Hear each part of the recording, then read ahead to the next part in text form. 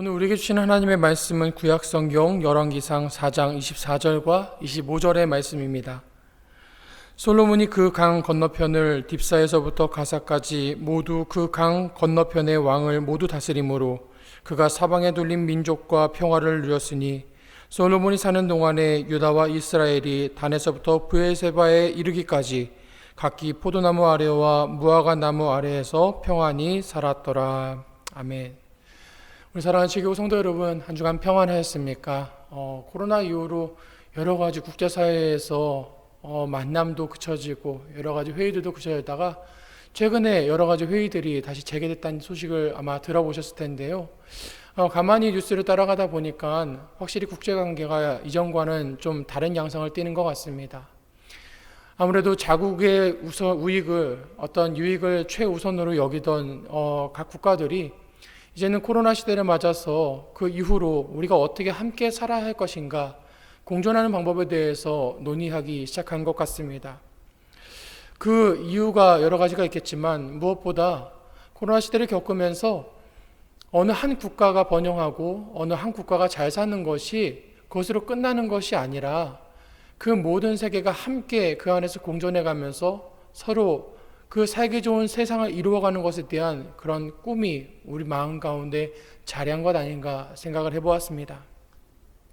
어느 나라나 또 어느 민족이나 자신들의 민족과 국가가 번영하기를 꿈꾸게 되지요.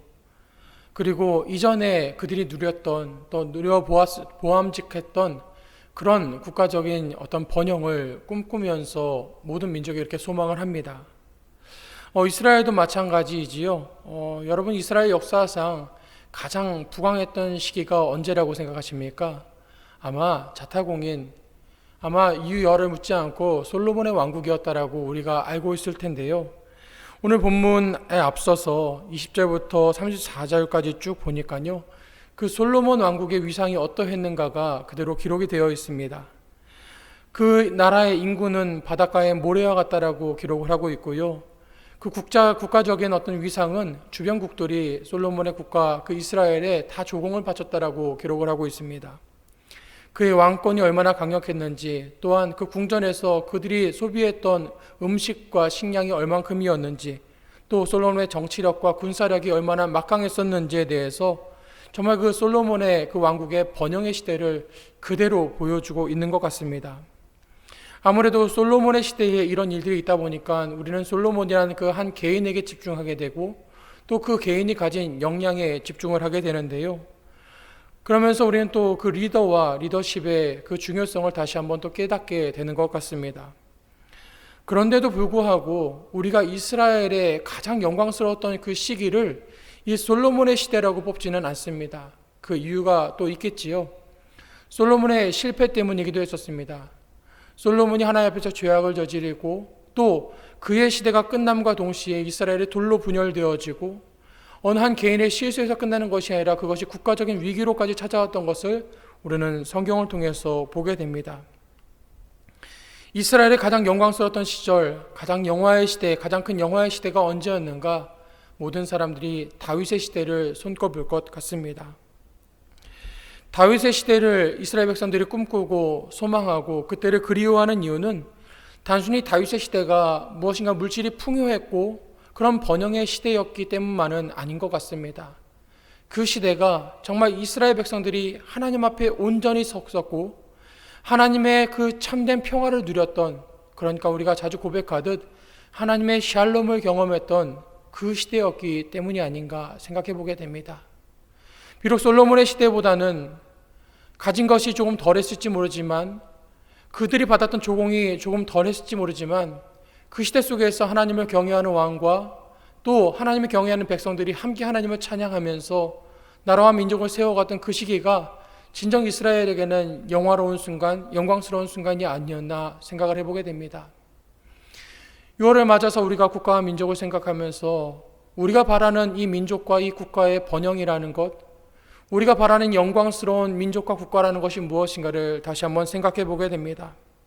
분명 우리도 솔로몬의 그 왕국과 같은 그 풍요로움과 그 번영을 소망하는 마음이 없지 않을 것입니다. 그리고 이 시대를 살아가는 많은 사람들의 삶 속에, 그들의 그 갈망 속에 우리나라와 민족이 개인을 비롯해서 모든 공동체가 더 부유해지고 더 부강해지고 더 강한 영향력을 갖는 것을 소망하고 꿈꾸고 있는지 모릅니다. 분명 그것이 주는 유익도 있고 또 그것이 주는 만족이 분명히 있으리라 생각이 됩니다. 분명히 그것이 우리에게 충분히 매력적이기도 하지요. 우리가 가진 것을 충분히 누리면서 또 그것을 베풀기도 한다면 우리는 그보다 더 없는 영광을 누리기는 우리의 삶 속에서 아마 이보다 더 큰 바람은 없을 거라 생각이 됩니다. 하지만 그런 솔로몬 시대를 동경하는 우리의 마음까지도 반드시 기억해야 될 것이 있습니다. 그것은 다름이 아니라 오늘 보면 25절에 있는 말씀인데요. 솔로몬이 사는 동안에 유다와 이스라엘이 단에서부터 브엘세바에 이르기까지 각기 포도나무 아래와 무화과 나무 아래에서 평안히 살았더라 라고 기록을 하고 있습니다. 포도나무 아래와 무화과나무 아래에서 그들이 평안을 누렸다라는 것, 그 포도나무와 무화과는 우리가 짐작할 수 있듯이 어떤 물질적인 축복과 평온함, 그 풍족함과 그 번영을 의미하는 그런 상징적인 어떤 나무들일 터인데요. 하지만 우리는 그 너머를 다시 한번 주목할 수 있어야 합니다. 그들에게 포도나무를 허락하시고 그들에게 무화과 나무를 누가 주었는가, 누가 그들에게 베풀었는가라는 것을 우리는 기억해야 합니다. 포도나무를 솔로몬이 줄 수 없었고 무화과 나무를 솔로몬이 키울 수 없었다는 사실이지요. 그들에게 포도나무를 자라게 하시고 무화과 나무를 자라게 하시고 포도나무에 풍성한 열매가 맺게 하시고 무화과 나무에 많은 열매가 맺게 하신 것 다름이 아니라 여호와 하나님이셨다는 것을 우리는 반드시 기억해야 합니다.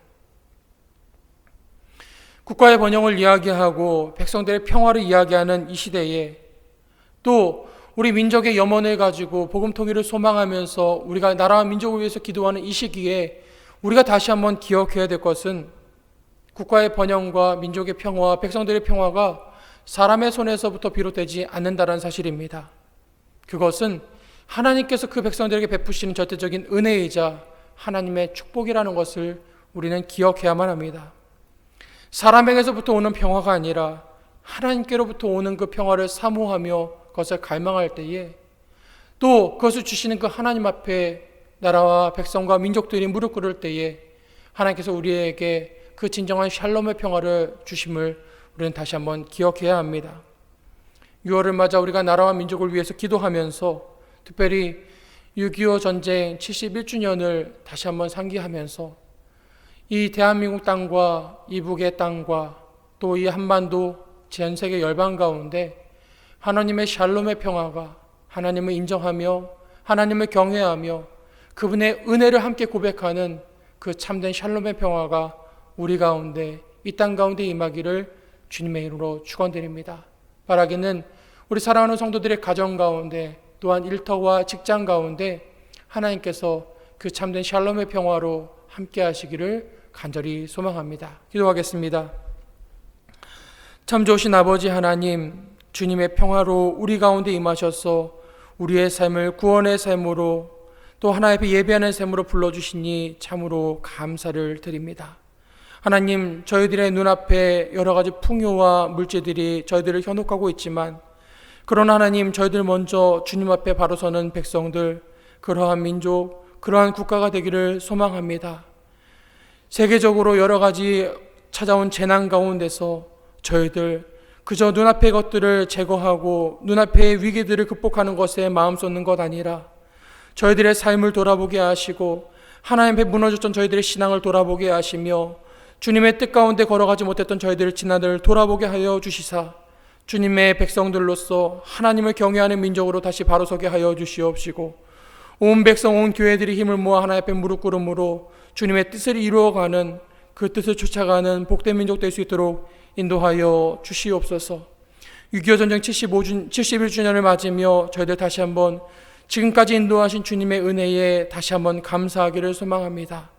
이 나라를 붙잡으시고 저희 민족을 다시 세워주셔서 하나님 앞에 예배하게 하신 그 은혜를 다시 한번 기억하면서 저희도 오늘의 삶을 주님 앞에 감사하며 살아가게 하여 주시옵시고 그 은혜에 부족함이 없는 합당한 믿음으로 하나님 앞에 설 수 있도록 인도하여 주시옵소서.